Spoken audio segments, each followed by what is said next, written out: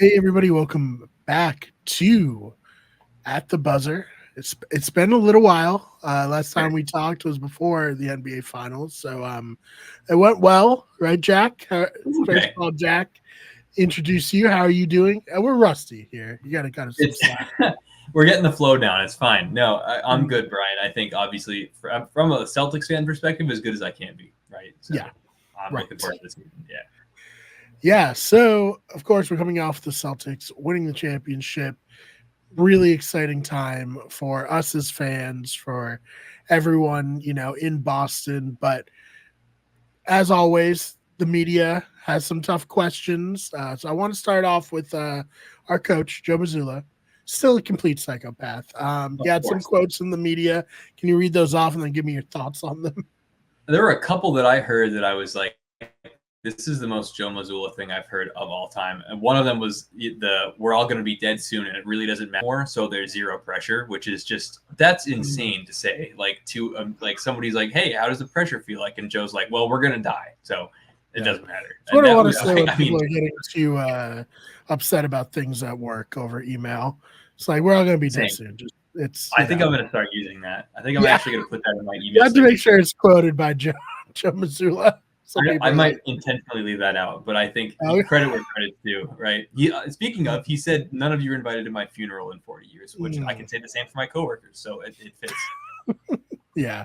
So tough day for media people not going to be invited to Joe Mazzulla. I like to think that at his funeral, like when you go to the wake, the thing before the funeral, and sometimes they'll have like videos playing of like the person's life or whatever. He's just gonna have the town I was on just gonna say it's gonna be the blast town on repeat. during Yeah, during his wake. So like no music. It's just the town playing on repeat at on various repeat, times. yeah. Yeah, just random points. Mm-hmm. Wild, It'll be wild. great. Yeah. So, I guess how do we feel about Joe Mazzulla bringing that kind of attitude into this next season? I think there is a level of respect that the players have for him, obviously, and I don't know if it's. I mean, if you think about it, at a high level, he's got a championship as a coach now under his belt. He had a championship appearance as an assistant coach under his belt with the Celtics in 2022. I mean, and he's younger than Al Horford, So if you think about it at a high level, like you need to have a little bit of like edge to you in order to get guys to respect you. I think the way Joe has done. So he's certainly doing a good job of magnifying that with the media, and I think is going to continue to do that throughout the season. You heard it with quotes like with Tatum and USA, right? Tatum got no playing time overseas at Team USA for the Olympics, and he was like, I was ecstatic. Like I was so glad because it humbled him. And I was like, dang, like you can think that, but like he's really being transparent. I think there's a level of respect for that. Yeah, Joe was hyped that Jalen didn't get invited Oh yeah, and Tatum didn't get to play at all. pumped. He was like, So fucking perfect. These two are going to be so motivated. right, and then he also, I guess, he flew to France as well to like help Tatum out. I'm sure. I honestly, given his history, I could imagine him flying to France and going up to Tatum and being like, "I'm so happy they're screwing you," and then flying home. Honestly, Yeah. like based on what we've heard so far this preseason. Oh man. So very entertaining as always from the coach. But I guess how are we feeling about the Celtics season? Like, I don't want to be like clearly they gotta repeat. But at the same time, still probably one of the best teams in the league, right? For sure. And there was a GM survey that went out, and I think over 80% of GMs picked the Celtics to win as repeat title winners, So, like, I wouldn't say I'm too concerned, honestly. Like, there have been a bunch of big moves that have been made, You think about the Mavs adding Klay Thompson. You think about what New York has done. They've added Mikal Bridges and Cat, Like, that was huge. That was big and recent. Yeah, that caught me totally off guard. For Randall and DiVincenzo, like, I don't know, man. I think that it's a lot of like the Celtics were proactive in building this team, and now other teams are reacting to that team being built. And because we built it first, the other teams are so desperate. So I think we still are the framework. We still are the blueprint. We can hopefully continue and defend that title. But as you've heard players say, we're not defending. We're just on to the next one, right? Very Bill Belichickian of them. Yep. So I think that, it offers a natural segue. Tonight, Jack, we got first game of the season against the Knicks. What are you expecting to see out there? Aside from Mikal Bridges' disgusting jump shot, and by disgusting I mean it's broken right now. It's not good looking. Oh no. It is. If you can find some clips, like I recommend going to watch them because they are ugly. It is like Markelle Fultz yips at the free throw line, like esque. It's not good. Anyway, all that to say, I expect a win. I mean, I don't know what else to say. We have Luke Cornett revenge game against the team that drafted him, of course. Yeah, of course. I mean, I have to say, man, I think this is underrated, but I think Luke Cornett, he's going to be the guy that fills in that starting center position while KP's out for a while. Mm-hmm.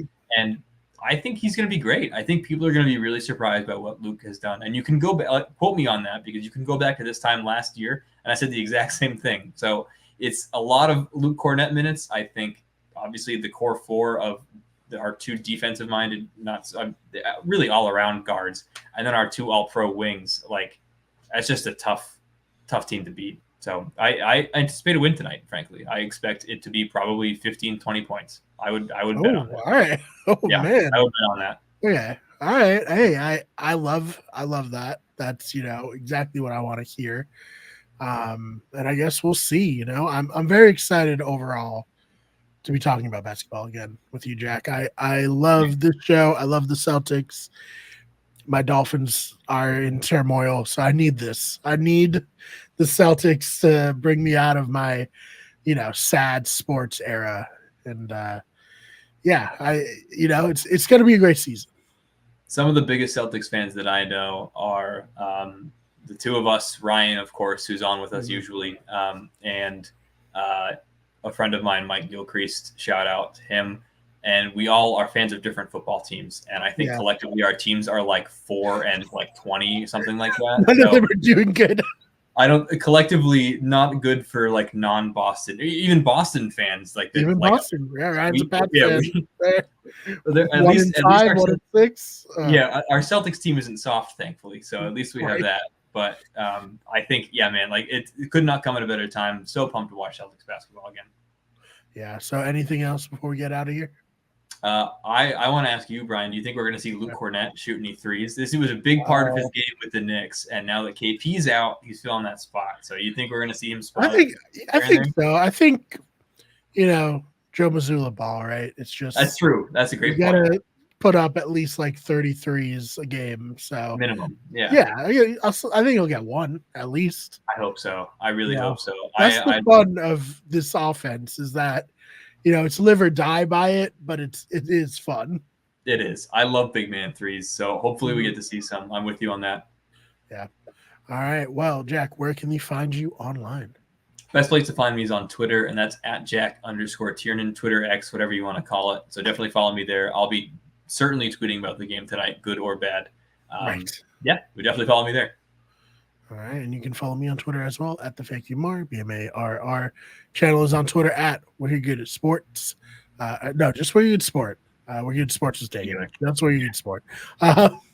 But on TikTok, We're Here Good Sports, and I've been posting like a madman ever since the beginning of training camp for the NFL all the way through. There'll be a clip from this on there, and please follow us there. Other than that, Jack, thank you so much for your time. Thanks for having me, Brian. And we'll see you all in the next one.